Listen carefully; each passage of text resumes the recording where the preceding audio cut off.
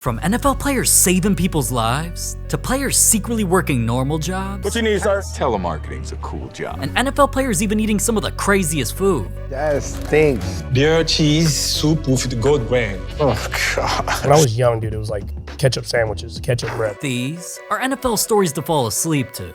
And first, 1 second, you're soaring above the clouds at 30,000 feet, looking forward to your next game. Then all of a sudden, oh my God, it's on fire! These are the NFL players that almost died.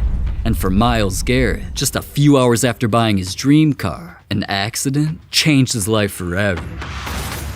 See, Myles is no stranger to driving fast. Since he got drafted to the NFL just a few years ago, he's already been pulled over for speeding 6 times. Like the time he was driving 120 miles an hour on the freeway, then on the very next day, he was stopped again for doing 105. For Myles, even driving like that wasn't fast enough though. And that's why right after, he went out and bought his dream car, a Porsche 911 Turbo, that he was speeding everywhere. Until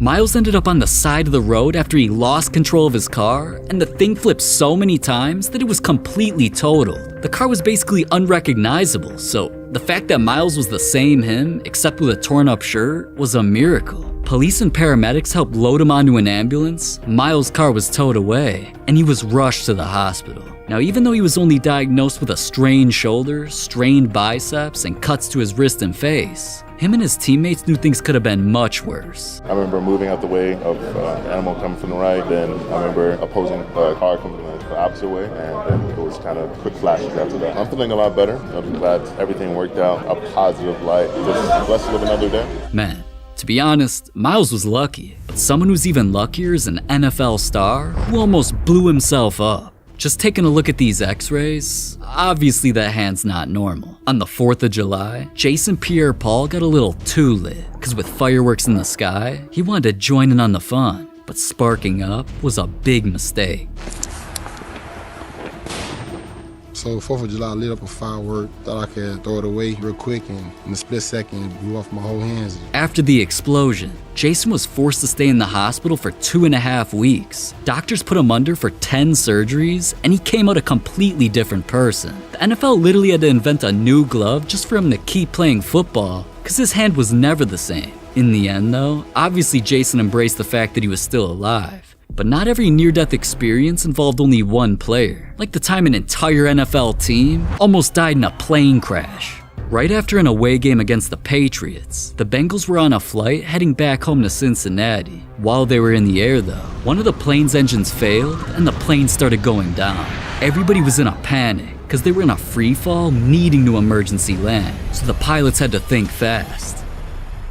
Now, eventually they were lucky enough to be able to emergency land at another airport just in time, and the players were seen waiting for another plane when the situation eventually broke the news. I've been told that left engine failed after the team departed Providence earlier this evening, and the Bengals team plan was scheduled to return directly here to Cincinnati, but obviously that did not happen. Of course, some fans made jokes and claimed Joe Burrow would have survived the crash anyways. Yo, did we crash? Sorry, I don't feel turbulence. But Burrow ain't even the most popular quarterback that was almost killed, because someone nearly took Patrick Mahomes hostage if he didn't give him everything he had. So I'm just glad that me and my friends are safe and the cops got the suspects. See, it's all because Mahomes' cars stood out, and they easily made him recognizable on the street. Patrick Mahomes right there, people! We know what you're driving, Patrick! But not everybody's a fan and so appreciative they run into a rich star athlete. Some are criminals. A few followed Mahomes all the way to his house without him even knowing. They pulled into his driveway, then the masked criminals ran up on him, pointed guns in his face, and demanded everything he had.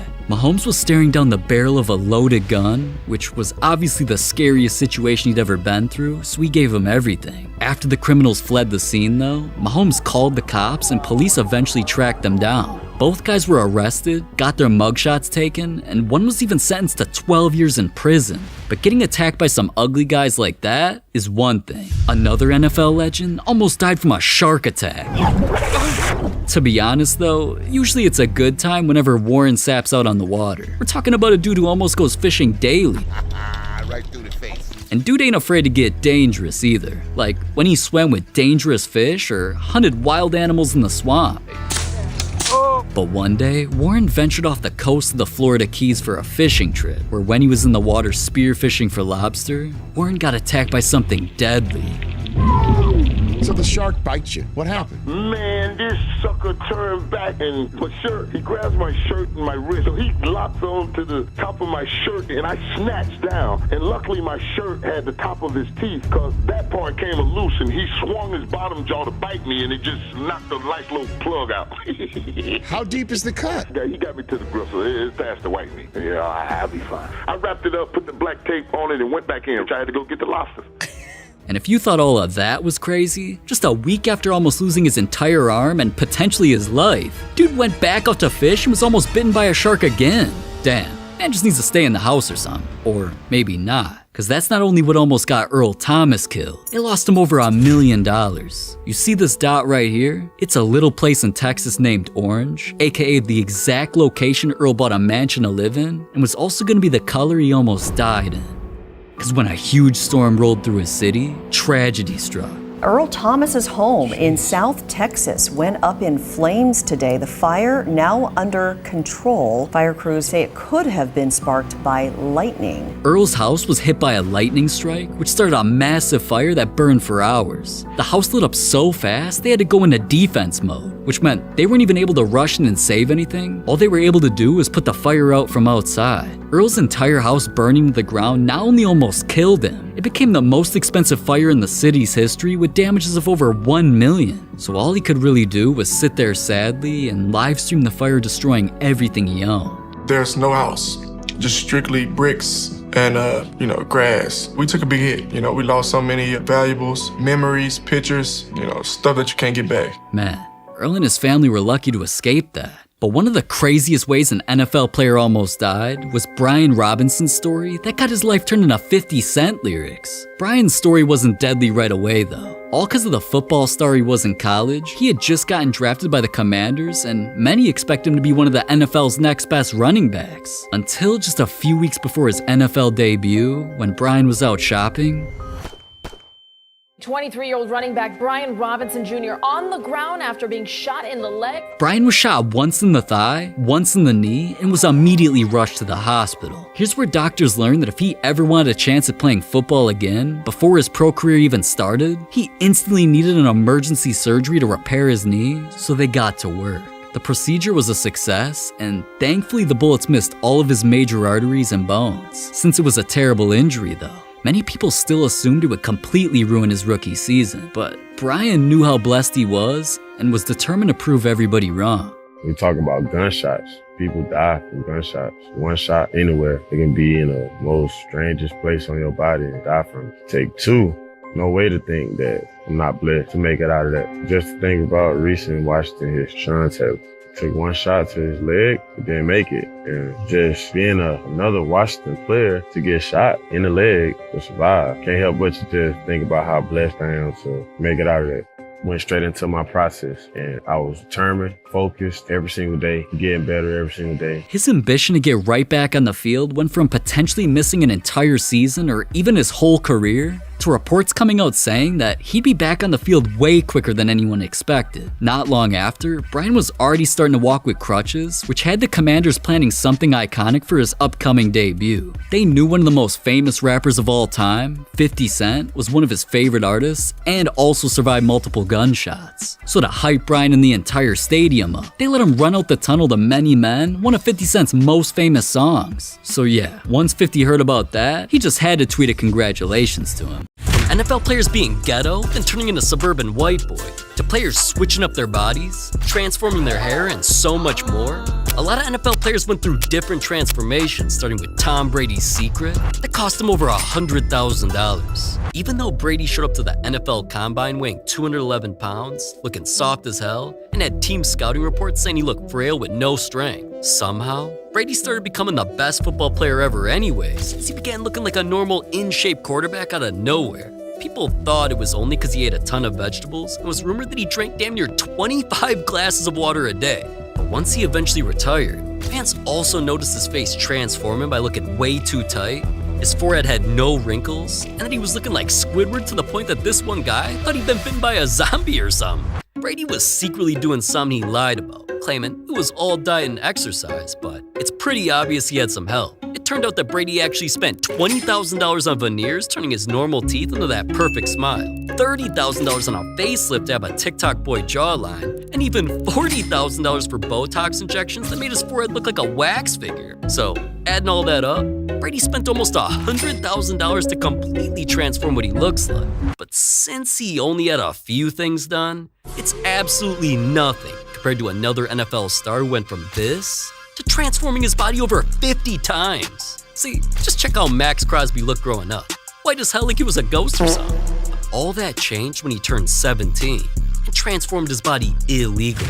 I took my brother's ID. I was 17 years old. It was just my last name and the year I was born. And then I got my great-grandma on my forearm. I got this from my mom. My great-grandma was super close to her. She passed away when I was young, so that's why I want to get it, for my mom, but also her.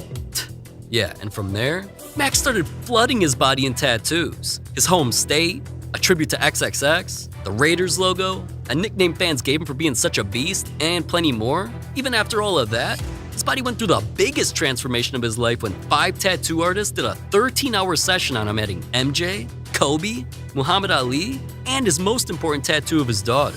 In the end, Max's body's been covered in tattoos and transformed more times than I can even count.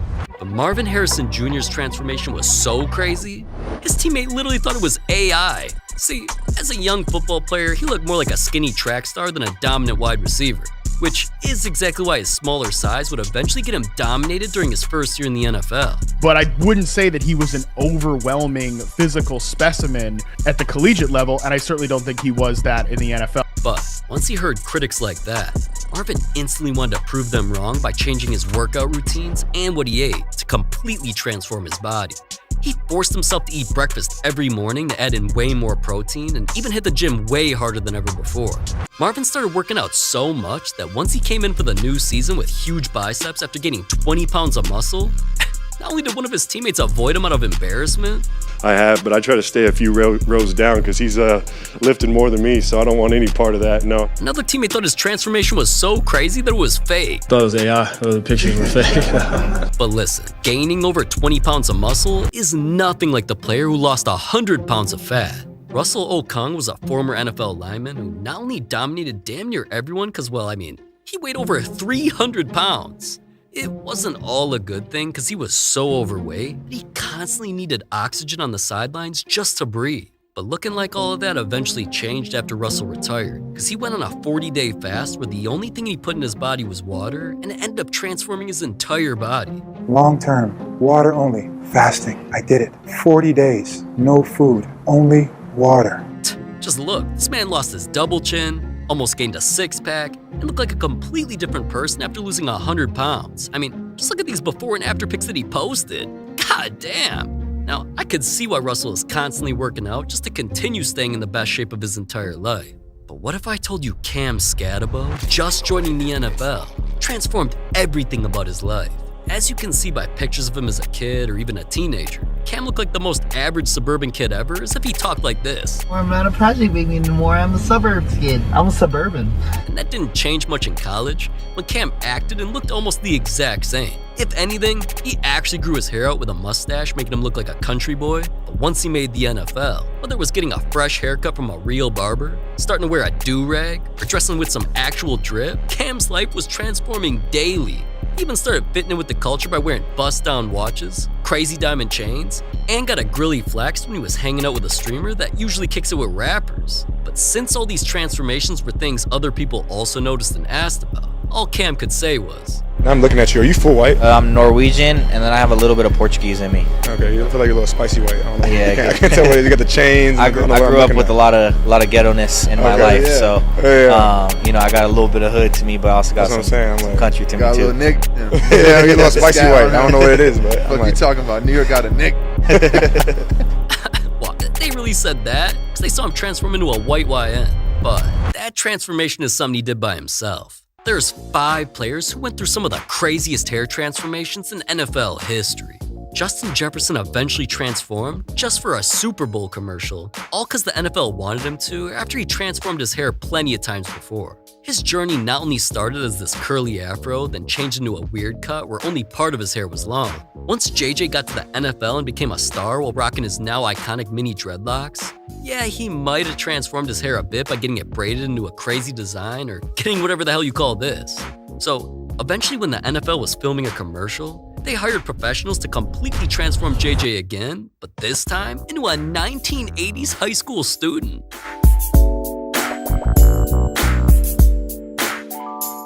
Yeah, and once millions of people around the world saw JJ's new retro low fade with a mini afro, fans compared him to Scotty Barnes and even said his transformation made him lose aura.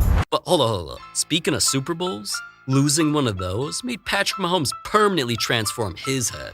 Mahomes was known to have this standard curly mohawk because he's always rocked in the NFL and, I always use it in thumbnails. He kept it like that because, apparently it was a good luck charm for him while becoming one of the best players the league's ever seen. But even though that's how he still looked in his second Super Bowl matchup against the Eagles, he threw 2 interceptions, got sacked 6 times. I guess it wasn't lucky after all. And Mahomes kind of agreed. That's why just over a week later, fans not only saw Mahomes' new shorter haircut while courtside at an NBA game and on social media, Mahomes actually clowned how his hair used to be. Excited, I've looked at some videos from last year, and I can't believe all you guys let me keep that nappy hair for so long. I look way better now with the short hair, so I'll be keeping this going forward. Now, he could joke all he wants, but now after transforming his hair, his team is doing worse than they've ever done. So at least he only changed his hair one time. Unlike Joe Burrow, who didn't just go through multiple different hairstyles, his transformation eventually got him compared to a movie character. See, this right here is what many people would recognize as Joe's standard cut. And he had that for a while until out of nowhere, dude showed up with a beach blonde buzz. This dude looked like the real Slim Shady, which even had the Bengals posting, "Guess who's back?" But Joe eventually changed his hair after that to this even uglier style known as frosted tips, before changing it again where he had short emo bangs covering his eyes and made him look depressed. Then before he changed his hair a final time, Joe ranked all of his previous styles. I'm gonna blind rank a few of my haircuts here, see what it's all about. I like doing crazy stuff to my hair. This one I'll put it 2. We'll give this one a 4. I like my hair a little longer these days. 3? This is from the same time period. No, this one's 1 for sure. I like this one. I just got bored last year, buzzed it. And then when I buzzed it, I was like, well, let's do something crazy. And so I bleached it, and then I was gonna put some pink in there, but I ended up not doing it. Come back to that pink idea? Maybe, we'll see. You never know. You never know. And after saying all of that, combined with how different all those cuts were, none of them compared to when people saw his hair a bit more grown up. People instantly said he looked like Anakin Skywalker from Star Wars.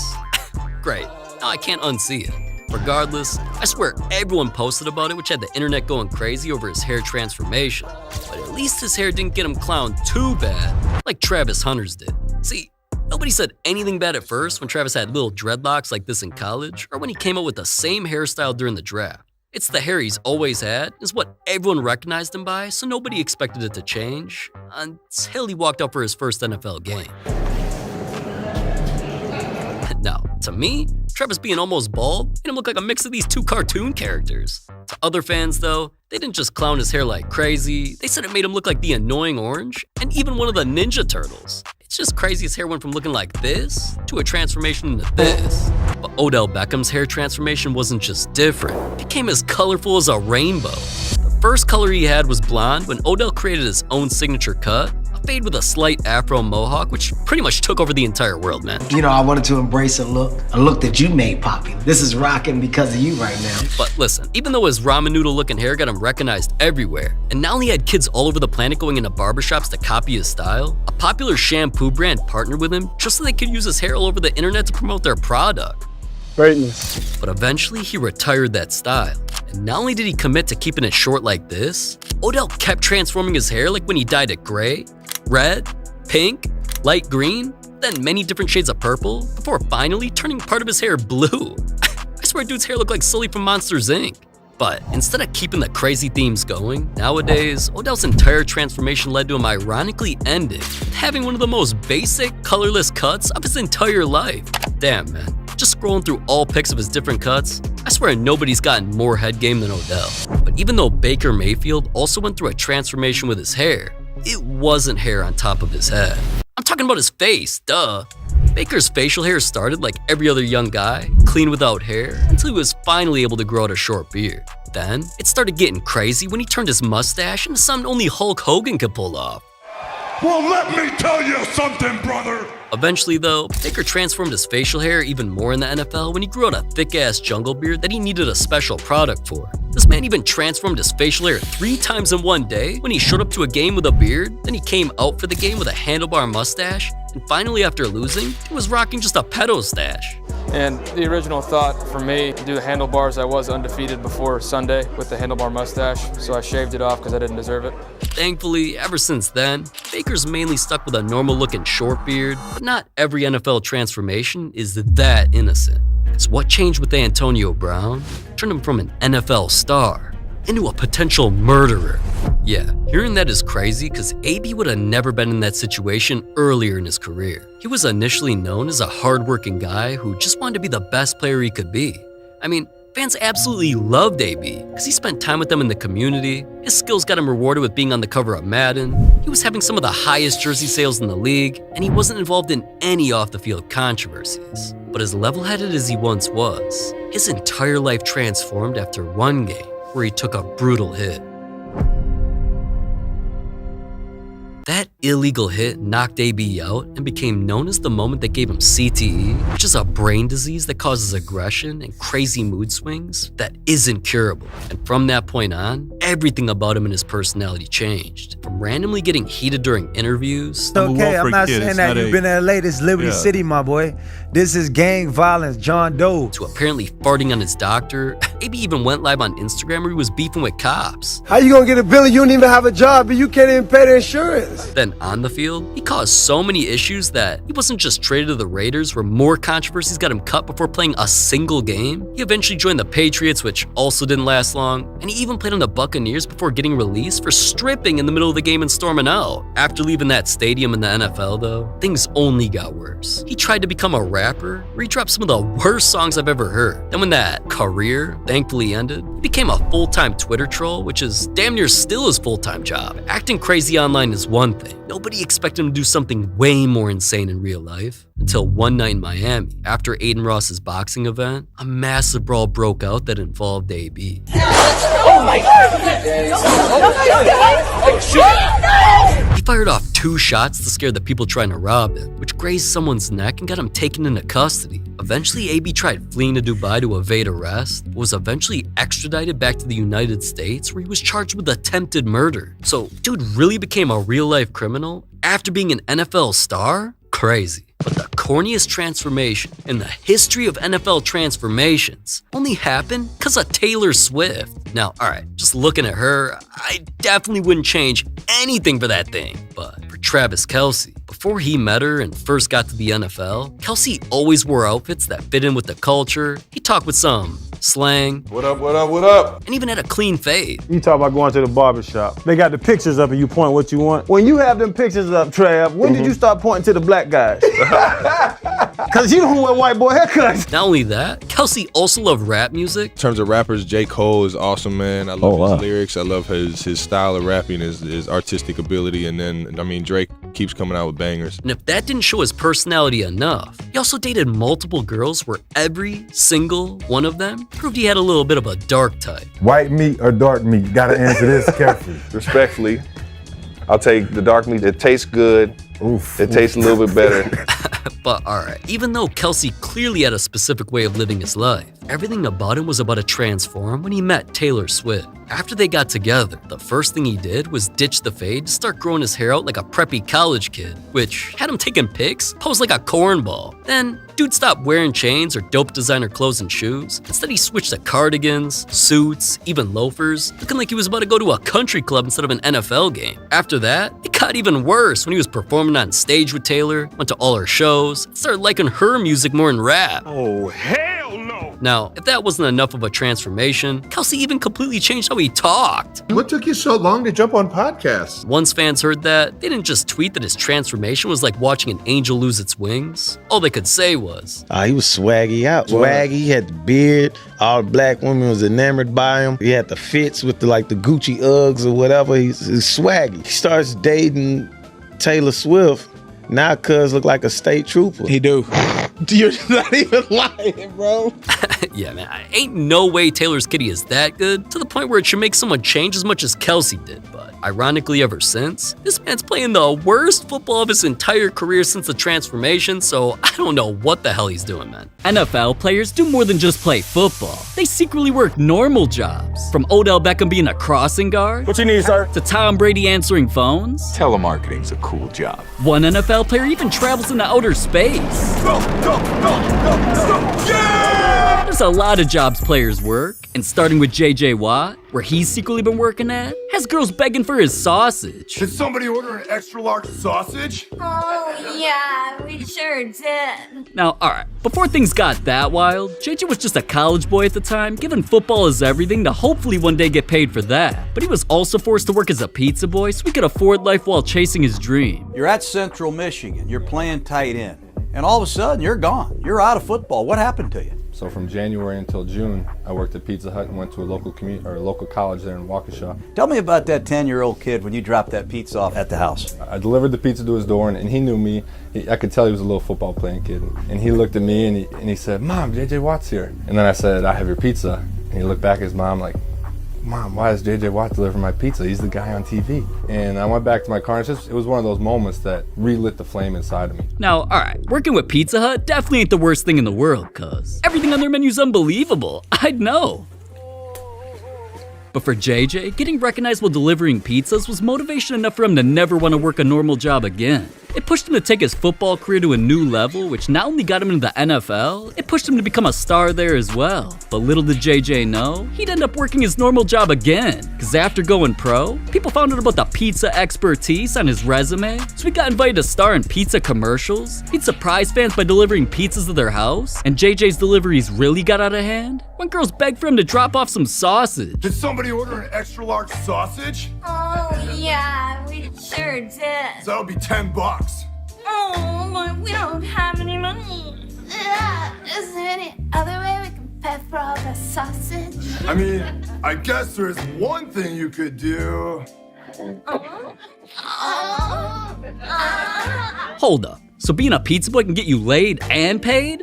Yo, it's FieldFlix. Y'all hiring? Hello. Lame that old ass Chrysler. But working at a pizza place definitely ain't as wild as the NFL player who works in space. And he also plays a little football out there as well, cause dude was a football star first. This is Leland Melvin, a man who was a college football GOAT, which eventually led him to getting drafted to the NFL. But even though here's where he was destined for greatness, it didn't take long for him to get hurt many times. As devastating as that was, Leland actually took this as a sign to retire from the NFL and chase another true love. So he set himself a goal to one day leave Earth. He started studying to become a scientist and got even better at that than football. So he got an opportunity to work at NASA, the biggest space program ever, almost instantly. Here's where he began researching new projects and even helped build parts for rockets. But Leland's main goal was to get in on the action by doing something out of this world. He applied to fly in one of his own creations and become an astronaut, got to work training like other astronauts by practicing missions underwater to simulate how objects move in space, and eventually he was qualified enough to blast off. 3, 2,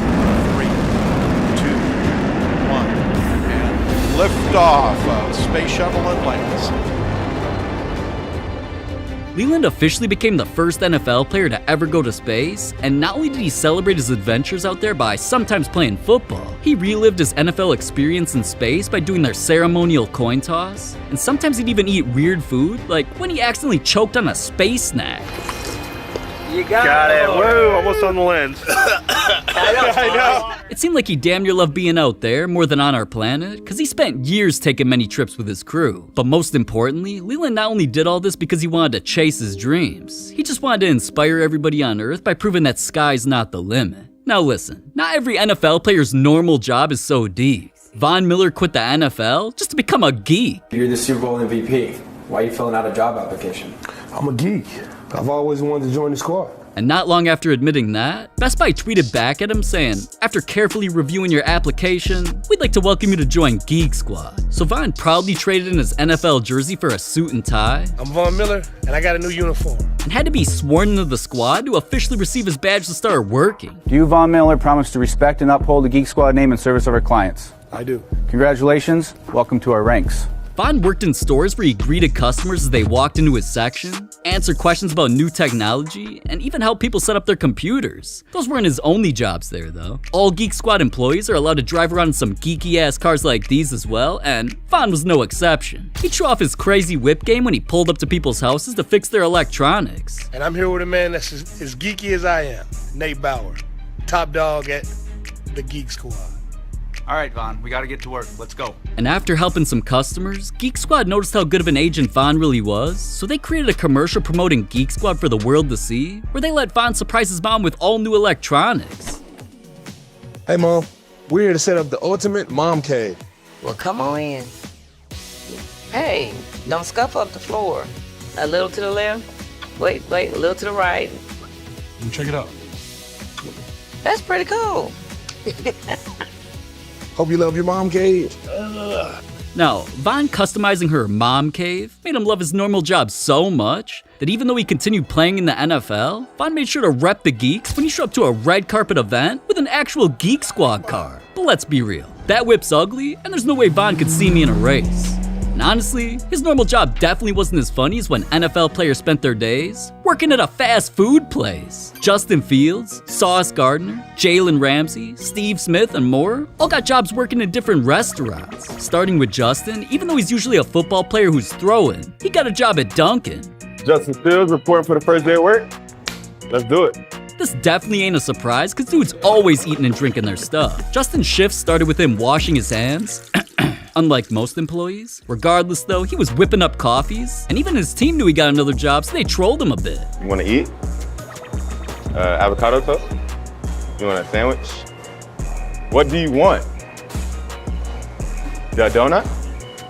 Okay, I got you. But after all of that, it turned out that Justin was messing up people's orders. Hey, how you doing? Here's your macchiato skin with whatever you got. Have a good one. Supposed to be on ice. So because of that, his colleagues put him on drive-thru duty, where you could tell Justin was already fiending to give up the job, because dude took off his uniform to work in his jersey. At this point, fans were recognizing him and trying to take pics. But something Dunkin' doesn't have that Raising Cane's does is sauce. Sauce Gardner not only is the perfect name for a fast food employee, he and another NFL star pulled up to work at their favorite chicken spot. Chicken. Which combo you picking? This is Sauce Gardner. Here's where the boys started their shifts doing what I do, maxing on their food. They also even played football with the food, then eventually got to work. From taking orders at the register, Oh, your total gonna be $9.85. to working the drive-thru. Thank you. Come again. I don't know what was funnier, them working, or the fact that dudes had diamonds on while doing all that. How did anybody believe these guys were real employees? In the end though, they knew they were bad at the job and were even joking about getting fired. First job. They said they might fire me after today. Yeah, I'm quitting today. I'm quitting tonight. So after they said all of that, it's no wonder that Raising Cane's hired some other NFL players to replace them. But I don't know if it was any better though, because Baker Mayfield was caught drinking on the job, and Jalen Ramsey couldn't even take orders right. Yeah, how can I take your order? Huh? Now, alright, as unhealthy as fast food is, working at Taco Bell actually saved another NFL player's life. Nobody really took Steve Smith's job that seriously. After all, dude was always hyped to be there and would be using his football knowledge to draw up game plans for other employees. Steve was the most excited person I've ever seen to whip up some food that makes people shit themselves. We got burritos to make, tacos to make, and we gotta stack this cheddar. Let's go! Come on, people! He took turns working every job, including stocking the ice machine. We got the ice! Ice up! He'd take orders at the drive-thru. We just ran your credit card and it said it's stolen. He'd even clean dishes. Hey, Steve, I thought I told you had to take your 30. Hey, I got trays to clean, man. I'm a machine. I just knock it out. Sometimes you just gotta take a break. All right, Walter. Fine.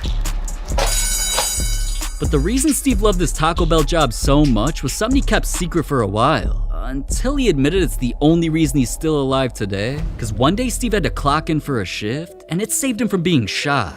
But I got in a fight in practice with a teammate in junior college, and he took that L. He got mollywopped, and on Fridays, I would work because I didn't have class, so I would work at Taco Bell. And then on Saturday mornings, I'll catch the bus about 4 o'clock in the morning, go up there, work from 6 o'clock till about 2:30, and then go to school. We play night games. But what happened was Friday, I didn't make walkthrough because I was working as usual. But oh boy, he was waiting in my locker area with a pistol, basically to shoot me. But the fact of the matter is, I didn't show up that day because on Fridays, I didn't have to do the walkthrough because I was working. Where some people look at it as a curse, you know, you gotta work fast food. But for me, when I really look back at it, it was a gift.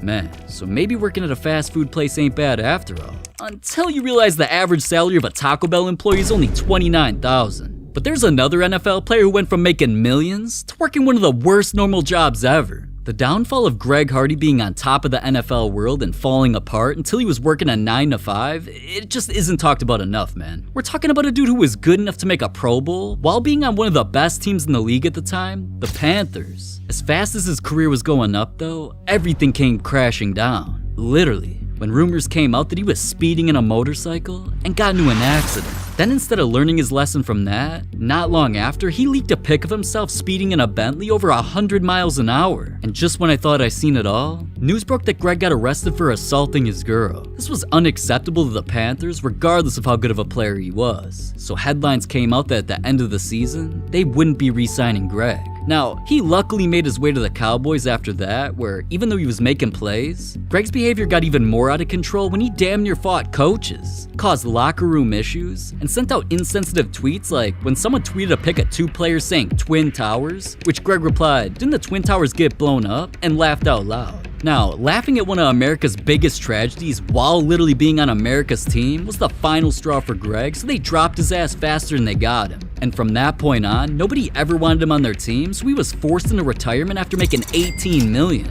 If only he'd saved some of that money though, because it was clearly running out when his Bentley was randomly found abandoned, and he was being sued for not making car payments on that or his Ferrari. Dude really had whips like these, and now barely had any money left. So Greg had no choice but to put aside his ego and get a normal job at Walmart.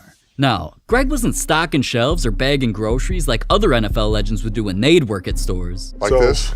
Oh, dude, come on. Unlike them, Greg was forced to do a different grocery store job when he became a Walmart Spectrum greeter. You know, one of those annoying ass people who stand by the electronics trying to get your attention to sell stuff that creates combos like this. Excuse me, man, what do you have service with? I'm fine, thank you though. Okay. All right, thank you. The fuck? How you get up here so fast? I got that chart of Spectrum speed, bitch. Now I'm gonna ask you this one more time. Who do you have service with? Now that's hilarious, but Greg definitely wasn't laughing when he went on Instagram Live as he showed up to work and called it the worst job ever. I gotta keep it real with y'all, man. I don't know how the fuck y'all do this 9 to 5 shit, bro. I thought like I had it hard being a celebrity and shit. Every athlete, every basketball player, every football player, fuck them niggas. Make all that goddamn money. Boy, go to a real job. That shit real. These niggas done turned me into one of the motherfucking Walmart Spectrum greeters, nigga. How you gonna turn your boy into a goddamn Spectrum greeter, nigga? I'm here selling packages and shit. Trying to get it together, bro. I ain't bring my weed pen. I ain't bring nothing, so I'm just out here. I'm definitely fucking quitting, though. This is terrible. Worst job ever. Dude was heated. God damn. I would be too, though, if I went from making millions in the NFL annoying players on the field to only $50,000 a year annoying people at Walmart. Instead, I never made the NFL and only work at Walmart. Sir, your total is $69.69, cash or credit. Anyways, there's only one more NFL star who works a normal job that's worth hearing about. Taylor Swift's daddy, Travis Kelce. All jokes aside though, him working a normal job isn't only one of the most emotional stories in NFL history. It only happened because he was caught with something illegal. I was down there partying, drinking, smoking, trying to enjoy life and doing things that I wasn't supposed to be doing. These days, Travis kind of makes a joke out of the job he was doing by filming skits as a telemarketer. Oh, come on. All right, here, if you sign up today, I'll give you Juju's phone number and his address. But doing a job like that wasn't always fun and games. Before being forced to get a normal job like that, Travis was doing everything he could to not be a normal person by playing college football and trying to go pro. He was easily becoming a star, so everything seemed to be going perfectly. But playing in one of the biggest party cities in America, on Bourbon Street in New Orleans, had Travis get caught up having a little too much fun. I was down there partying, drinking, smoking, trying to enjoy life and doing things that I wasn't supposed to be doing. And the NCAA came with a drug test, and my Heart literally just sunk right to the floor. Yeah, he tested positive for having the devil's lettuce in his system, a violation that wasn't only against NCAA rules, it was illegal. Now, I ain't gonna act like I don't be doing all that, but that one decision ruined Kelsey's life. Son, you're off the team. I'm taking your scholarship. You'll never play a down of football here at the University of Cincinnati again. That kind of stuff is inexcusable, and I will not tolerate it on my football team.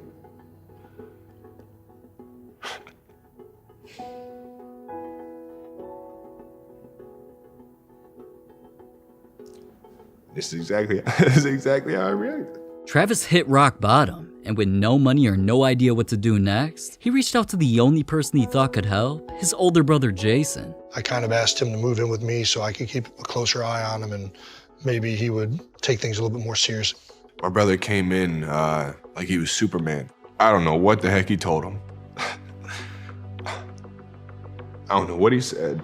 Midway through the spring ball that year, I got a call from Coach Jones and he said, come meet me in my office. He told me I had to maintain a 3.0. I had to not miss a single class, which at that time in my life was unheard of. I had to find a way to pay for school. He started working as like a telemarketer to try and raise money. I truly feel like that was like one of the best things that's ever happened to him, because up until that point, he hadn't really been through like a major adverse situation to like have to overcome something and have to work hard to get back in the good graces of the coaches. So in order to redeem himself and be able to pay for his tuition, Travis worked as a healthcare telemarketer answering customers' calls. And although telemarketing wasn't the worst job in the world, here's where Travis said people would yell at him about the government stealing their money. He only made $8 an hour, was depressed, and also, I had never sat down and tried to earn a living like that. That's not to hit on anybody's 9 to 5. That's just not for me. The light at the end of the tunnel was that if I do what I'm supposed to do instead of being a knucklehead, I can have a way better life than this. And that realization obviously helped, because not only did it push Travis to not take his opportunity for granted and become a better football player than ever, eventually he made it official that he never had to work a normal job again by getting drafted to the NFL, becoming one of the greatest tight ends in league history, and is nowadays signing contracts worth over $56 million, all because he was motivated by that normal job. No wonder why Kelsey's out here buying things like this. These are 10 times NFL players saved lives. And at number 10, Christian McCaffrey saved someone who almost fell to their death. Here in Colorado, at a dangerous spot known as Castle Rock, McCaffrey was hiking there, and so was a man named Dan with his grandson, who took a selfie after reaching the top. But right as they started climbing down, thought I heard like the sound of a shoe slipping and then somebody saying, "Oh," it sounded like my grandpa, so I turned around and I saw him hit the ground. the man slipped and fell all the way down the trail, which miraculously happened right in front of McCaffrey. Come on, Dan. Is he still awake? He's breathing, he's struggling. Paramedics rushed to the scene and took the man to the hospital. Here's where doctors found that he not only broke 12 bones like his neck, ribs, pelvis, and femur, Dan was actually suffering from a brain bleed that could have killed him at any moment. And after multiple surgeries, plus weeks in the hospital, finally Dan recovered, so McCaffrey didn't just send him tickets to a game with custom-signed jerseys. He visited the family, who were grateful that his quick actions actually saved their loved one's life. I also spoke with Eli's dad, and he says he is so thankful for those athletes who truly saved his dad's life. And of course, the McCaffreys and Michael are continuing to send their prayers. Now, alright, I could definitely see McCaffrey saving an old man. I mean, he's always helping people. But that's only one of the 10 times NFL players saved people's lives, from an almost deadly plane ride to a train accident, and even a player risking drowning to save his own family. But before we get to those, at number 9, one of Tom Brady's ex-teammates risked his own life to save people from a deadly crash. What this player did was so brave that police gave him an award usually reserved for the most heroic veterans, because Blaine Gabbert and his brothers were riding jet skis around in Tampa Bay when out of nowhere, they noticed a helicopter literally falling out of the sky. Blaine's crew quickly sped over to help. Then they managed to get the family out and put them on his jet skis just seconds before the entire helicopter sank. We're seeing like 2 yellow life jackets, so I was like, all right, we gotta go check this out. The youngest kid had just came up and said he was pinned in there, and I asked if anybody else was trapped. And then I called 911. The pilot was still in the water, and that was when you guys pulled up. And I dragged him a little bit towards the boat, and luckily enough, the fire department was there, everybody was there, and it wasn't me. It was credit goes to these guys, because if they weren't there in the nick of time, it could have turned bad. All the work that you did out there, there's no reason why we don't make you an honorary member of our Marine Patrol. But as much as he tried giving everyone else the credit, his efforts are why the family miraculously made it to safety without any injuries. We were trapped under so much stuff. I had so many cables and wires and headsets and seatbelts all around me. I really thought I was gonna die in that helicopter. Now, that man is definitely lucky he's here to tell the story, and honestly, it's all thanks to Blaine. But in number 8, Tyreek Hill's group chat helped him save his fans' life. After Tyreek met some Chiefs superfans after a game, he quickly became friends with them, and they even invited Tyreek to their group chat. They always sent Tyreek congratulation texts after his games, especially the biggest Chiefs fan in the group, Louis Brewer. So after a game where Tyreek went off and honestly had one of the best performances of his entire career, the chat was buzzing with messages from everybody, except Louis. Now, this was unusual, so Tyreek definitely felt something had to be wrong and told the boys to go check on him. But that's when they eventually went, and they found Louis laying unresponsive on his bathroom floor. It turned out that he suffered a stroke days prior and was laying there clinging to life ever since. Louis was instantly taken to the hospital where doctors were trying everything they could. Then after some time, thankfully they were able to get him breathing correctly again and gave him the care he needed to recover, so Tyreek had to show up for his boy. What's up, man? Trying to get some depth? My man. Man, all cause Tyreek noticed and said something, Louis survived. But in number 7, Mark Andrews dealing with his own deadly disease helped him save someone else's life. Cause as a kid, Mark was already diagnosed with something that could kill him. I was diagnosed, I was 9 years old. At the time I was, very active. I was playing soccer. And I remember when the doctor came in and told my parents and myself that I had type 1 diabetes. This was the first time that I saw my dad cry. His dad was crying because it's a deadly disease that affects over 9 million people worldwide. So even though Mark has battled this his entire life, he never expected going through that would eventually help him save someone else's. Up here, 40,000 feet in the air, a plane was flying with Mark on it until a passenger randomly started having an extreme medical emergency. People instantly rushed to figure out what she was dealing with. I heard how low her heart rate was. We were talking 35, 40 beats a minute. Her pulse was extremely weak. At one point, she needed auxiliary oxygen. And now knowing that, even the doctors on board couldn't figure out what caused this or how to help until Mark recognized her symptoms. Well, first of all, I didn't even know it was Mark. I had no idea who was sitting next to me. And he basically says, do you know, could her blood sugar be low? I have a diabetic test kit. Mark's test kit ended up revealing the woman's blood sugar was dangerously low, which meant she needed sugar in her system immediately. So once they gave her some orange juice, she somehow started feeling better and stayed in a stable enough condition until they landed. But even though Mark praised the doctors on board and called them heroes for helping, people on the flight knew that Mark was the one who really saved her life. If you've been a Ravens fan for the past 5 years, you know exactly who Mark Andrews is. So you could almost see what was going to happen in that moment, that an unsung hero was going to step up. Wow, man. Honestly, Mark's a hero for that. But at number 6, rushing over 100 miles an hour was something weighing over 30,000 pounds. Former NFL player Brandon Bear was just driving to work when right in front of him, a massive train smashed into a vehicle that was stuck on the tracks. This not only had him drive on the median to chase down the train as it dragged the truck hundreds of feet, he eventually sprinted after the madness to help whoever was inside. I just ducked under the heat and ran up to the window. Brandon found a man trapped and screaming for help. Then he managed to pull him out of the window right before the entire thing burst into flames. He even also took this pic of the explosion, which also shows this man's legs that I have to blur since it's a bit too graphic for YouTube. But even though the man was airlifted to a hospital where he luckily only had to deal with a broken leg and a concussion, according to Brandon, the man even surviving was a miracle. I'll tell you one thing, I know the Lord wanted that guy alive because there is no reason he should have been alive after all things happened there, and I feel truly blessed to have been guided to get there and help him out. No, that situation was crazy. But at number 5, NFL players don't only save human lives. Another NFL player saved a bunch of pets. Khalil Shakir didn't want anything bad happening to those innocent animals, especially since he knows dogs like his can become some of the most valuable parts of a family. That's why he was absolutely devastated hearing that a dog shelter in his area actually ran out of room for 19 dogs, and if they couldn't find a home within a few hours, they'd be put down, or in other words, killed. This is why Khalil took it upon himself to rescue every single one of them. Then he hosted an adoption event, which helped all 19 of those dogs find a brand new home. So I'm not even surprised that a bunch of fans thanked him for literally saving the dogs' lives. But dogs are one thing. At number 4, at an NFL game, I never thought a player would have to save a little kid from dying. After a Chiefs game, kids were just rushing up to see their favorite players walk back into the locker room. When all of a sudden, oh shit!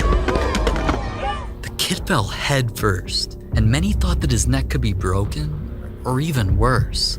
Nobody knew if he was even alive anymore, until Tershawn Wharton lifted him back into the stands. So I said it was natural reaction, and when I heard my name, I seen him coming down, but I just had to kind of like push him into the stands a little bit to make sure he didn't hit too hard. Kids, you gotta be careful, because at least that time he was lucky to get his life saved. But at number 3, Peyton Hillis saving his own family almost cost him his life. It was January 4th, 2023 in Pensacola, Florida. At first, it was just like any other day where families like Peyton's were all having fun at the beach. But just when everything seemed to be going right, something went horribly wrong. I hear my mom screaming, and so I looked at her and she pointed out to my son and he said, Ori and Camille are drowning. And so I didn't even think, I just reacted and started running to the water. It turned out that a rip current, which is a powerful group of waves near shore that suck water deeper into the ocean and are extremely dangerous, came rushing in, so Peyton's son and niece started drowning. I think the scariest point to me was when I'm swimming to my son and I have to pass by him because my niece is in more danger. You're seeing his eyes roll back in the back of his head and you're just thinking, Lord, please, I really don't care about my life. But if we can get him out of here, then that's the only thing I'm gonna care about. Now, even though Peyton thankfully got his niece and son back to shore, things quickly got much worse. I just passed out. 911 was called and paramedics rushed to the scene. They started working on him, but that's when they found out that Peyton was now the one suffering from something deadly. Flight for life was critical as he got flown to a hospital, and because both his lungs and kidneys were now failing, he was put on a ventilator where he went completely unconscious. Not 1, not 2, but 10 days went by where he was being worked on by doctors, until miraculously, Peyton not only woke up, he survived after saving his family's lives. 100% a miracle that somebody didn't die. And, it's just amazing we weren't burying somebody. Wow, man. He definitely earned my respect with that. But all right, before we get to the number 1 craziest time that an NFL player saved someone's life, let's lighten the mood a little bit with number 2. Because once he got a crazy touchdown in a game, all his training paid off because he almost died and had to save his own life. After that, he reposted the clip with a COD edit saying, I was really down, I had to self-revive. Saving his own life on national TV just to disrespect his opponents was crazy. But alright, back to the seriousness. And number 1, the only reason that Dak Prescott saved someone's life is because the closest person to him died. Dak never expected anything bad to happen to his mom, Peggy. After all, she was healthy when she had Dak, they quickly became best friends, and the bond they had seemed completely unbreakable until they were both told some devastating news. Peggy was unfortunately diagnosed with cancer, but as she got sicker and sicker, Dak was always around supporting her. Things went on for a while until sadly, less than a year later, she died. Dak was obviously devastated, but dealing with a cancerous tragedy for so long and so badly was something he wanted to save others from ever going through. That's why he started the Faith Fight Finish Foundation, where one of their many goals was to give people free cancer screenings. There should be no excuse for not getting screened for this deadly disease. Your health is too important to throw away. Your health matters. But even with Dak encouraging people to see if they were healthy or at least catch cancer early, he never thought offering to get people scanned in his own Cowboys organization would reveal something scary. An employee, Tad Carper, took the test, and once he got his results back, out of nowhere, it said he had stage 2 tonsil cancer. And even though that's some of the worst news that anyone can hear, Dak including him in the testing is what caught the cancer early enough for doctors to get right to work and completely remove the tumor. So, if it wasn't for Dak, he would not be here to tell the story, and that's why all Tad could say was, thank you, because you're gonna end up saving my life.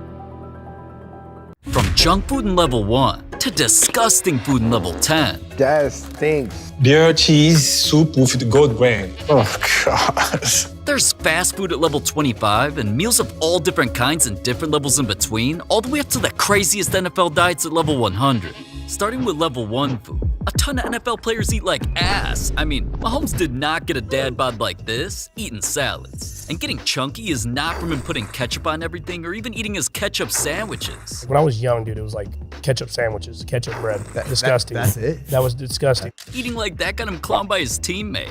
So, Mahomes' wife actually admitted that he eats a little something else when they're together in bed. Doritos, which got Mahomes into Doritos commercials since chili and Cool Ranch are his go-tos if he's not eating his other favorite junk food. Or I grabbed some gummies with like the Jolly Rancher gummies or Starburst. I know there's a bunch of debate about this, but the red flavor is definitely the best. But candy's also what a bunch of other NFL players eat here at level 1. OBJ loves Mike and Ike's. I love candy, so I always have some. DK Metcalf eats candy for breakfast, lunch, and dinner. Instead of 4 bags, probably down to 3. Justin Jefferson is a munch for Sour Patch Kids. Take me a couple. And he isn't the only player who needs his candy sour. Octopus on there, it's the best kind. The sour Skittles, these take up a whole special block in my heart. But alright, enough about candy, because Micah Parsons' different level 1 meal broke an NFL record. The NFL had just started a new series where teammates got to pig out on food, all while watching football. And after Juju Smith-Schuster ate 6 mini cinnamon rolls, which set the watch party record, Micah Parsons brought his own teammates over where they hyped him up to break that record, and he smashed 10 rolls at once. Now, alright, I just wonder how hyped they'd be if they knew Lamar Jackson's go-to snack turned him into Santa Claus. See, Lamar's always in the Christmas spirit, especially when he's got fresh baked sugar and peanut butter cookies to dip in milk. I feel like Santa Claus, like, I'll get my milk and cookies. And they don't just make him feel like Santa. I bet those are what Lamar asked the real Santa for when he sat on his lap. But what Lamar eats was not as bad as Travis Kelce's diet, cause I mean, this man needed to get his own mom involved. It was all because Fruitopia was a drink that came in plenty of flavors and got Travis addicted. They should bring back Fruitopia, though. But I had for lunch, it was healthy. People would be like, Mom, can I get $5 a week so that I could get a Fruitopia every day? Because the Fruitopia was $1. And it turned into me just going and buying 50-cent honey buns, like $5 worth of fucking honey buns. I came home one day. She's like, what the hell is in this bag? She opened up the bag. Are you stealing honey buns? I'm like, no, Mom, I'm using the money. And that's when my mom stopped giving me $5 for Fruitopias. Now, alright, I kind of feel him. Honey buns are what made me fat to this day. But listen, everything so far were just level 1 diets. And the different foods that NFL players eat are only gonna get crazier as we level up. And here at level 10 are some of the weirdest, wildest, most disgusting foods that NFL players, scratch that, anybody's ever eaten. The first player's level 10 diet actually ended up getting him free food for life.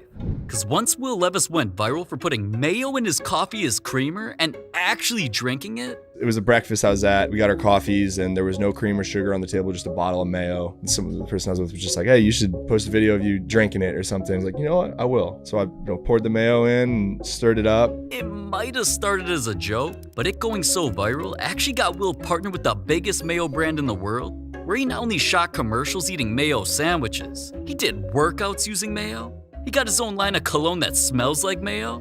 Smell. Then he made headlines for getting an unlimited supply of mayo for the rest of his life. But there's a few more NFL players with level 10 diets that are on a whole other level of weird. Like Jameson Williams snack that got its own nickname. It's called the Oreo. It is flurried up See, that's what he called the McDonald's combo he posted, even though people tried giving his weird meal a different nickname. No, it's a hood burger.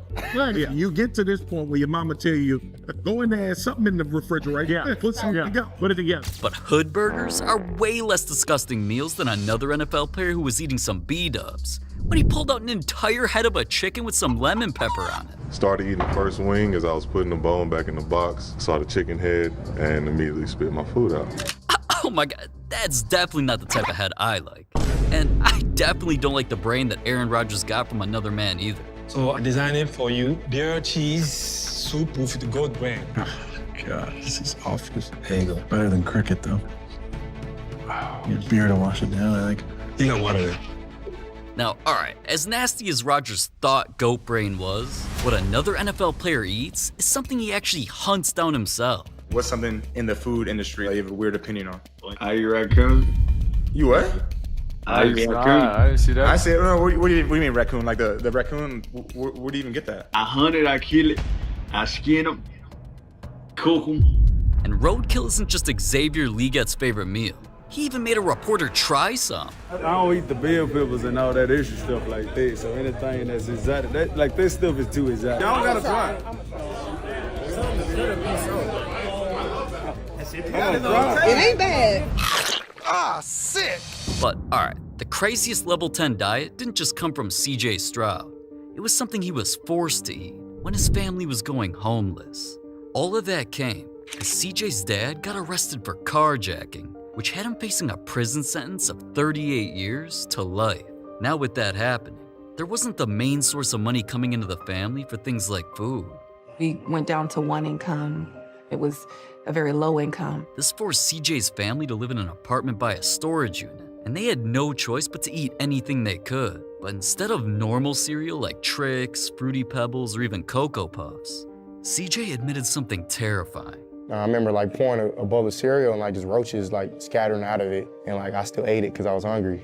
And like I know it might sound nasty, but like that was the mindset I was in. Like, man, I gotta eat. Like, it is what it is. Man, I don't know how he dealt with that. I definitely respect CJ for going through a diet like that and still becoming an NFL star. But alright, lightening the mood a bit, not all food NFL players eat is that disgusting. Leveling up to 25. Every single fast food place you can think of is what these next NFL players eat, and they have crazy stories behind why they do it. Starting with my boy Tyreek Hill, he eats unhealthy just because he claims it makes him faster. You know, I feel like this is part of my grandmother's secret recipe for me being so fast. Typically what I usually get is a 5-piece chicken nugget, spicy, black and ranch, hot sauce and honey. You know, this is Cheeto fuel right here. This is game day fuel right here. This right here, game day fuel. And Popeyes doesn't just make him zoom around on game days. He's always trying the newest food they drop.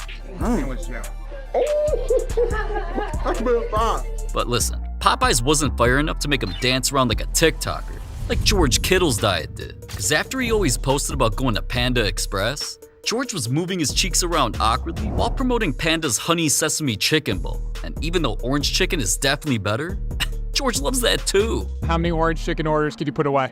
Put away? In my prime, I could put probably like 6 to 8 orders away pretty easily. Sweet and fire, I'd go back and forth with that and sweet and fire. It was so tasty. But neither of the players so far got fast food named after them, like Max Crosby and JJ Watt. Starting with Max. What's up, y'all? This is Max Crosby, and this is my Carl's Jr. Double XL. The Max XL Double L Diablo combo is a burger with 2 patties, pepper jack, bacon, jalapeno peppers, and habanero ranch. Then it even comes with fries and a blood orange drink. But as good as that looks, I mean, in my opinion, JJ Watt's meal has it beat. JJ's way is a giant burger with some cheese curds on the side, a root beer to wash all that down, of course a hot caramel turtle sundae for dessert, and he's always taking huge bites of the burger, tossing curds into his own mouth, getting a scoop of the custard, or posting about Culver's on social media, cuz. I am a very, very big fan. But being a fan is one thing.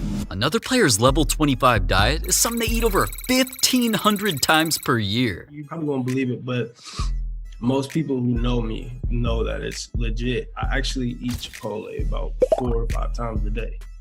Like, this is not a joke. Yeah, he gets bowls with rice, veggies, chicken, salsa, sour cream, cheese, and lettuce. Then he even posts receipts to prove that he's not capping. That shows that he goes to Chipotle daily and spends hundreds upon hundreds on it. I mean, I don't blame him. Chipotle is good as fuck.